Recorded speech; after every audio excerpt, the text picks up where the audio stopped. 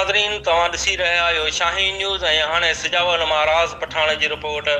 सिजावल में ताज़ियुनि बरसातुनि ऐं सुम नालनि जे घरनि तबाही मचाए छॾी। ॻोठ कादब खे बेलाई मुकमल पाणी हेठि अची वियो।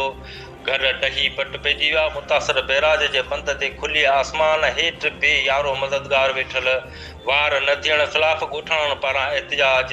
सिजावल तइलके जे ॻोठ कादब खे बेलाई जे रहवासियुनि अंब बेलाई मल्हा यैकूब ऐं उर्स समेत औरतनि ऐं ॿारनि एहतिजाज कंदे चयो आहे त ताज़ियुनि बरसातुनि ऐं जतोई सुम नाले खे लॻल घरनि सबबि असांजो ॻोठ पाणी में मुकमल ॿुॾी वियो आहे ऐं केतिराई घर ॾही पट पइजी विया आहिनि, जंहिं सबबि असां पंहिंजा बचा वठी बैराज जे बंद ते वेठा आहियूं। हिननि चयो त चूंडियल नुमाइंदनि तोड़े ज़िले इंतिज़ामिया असांजी सार न लधी। हिननि चयो त हिन वक़्तु असीं इंतिहाई अज़ाब वारी ज़िंदगी गुज़ारे रहिया आहियूं ऐं असांजा बचा बुखूं काटण ते मजबूर आहिनि। हिननि सिजावल जे चूंडियल नुमाइंदनि ऐं ज़िले इंतिज़ाम खां मुतालबो कयो त असांखे छांव लाइ हिकदमि टेंट ॾिना वञनि, खाद खुराक लाइ इमदादी राशन ॾेई सहायता कई वञे ऐं ॻोठ मां पाणी पिणु निकाल करायो वञे। पाणी असीं ॻोठनि में ॿुॾा पिया आहियूं।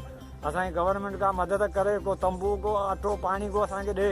असांजी कंहिं वॾेरे के ऑफिसर असांजी मदद कोन कई आहे। असीं ग़रीब मिसकिन ॿाहिरि निकिता वेठा आहियूं।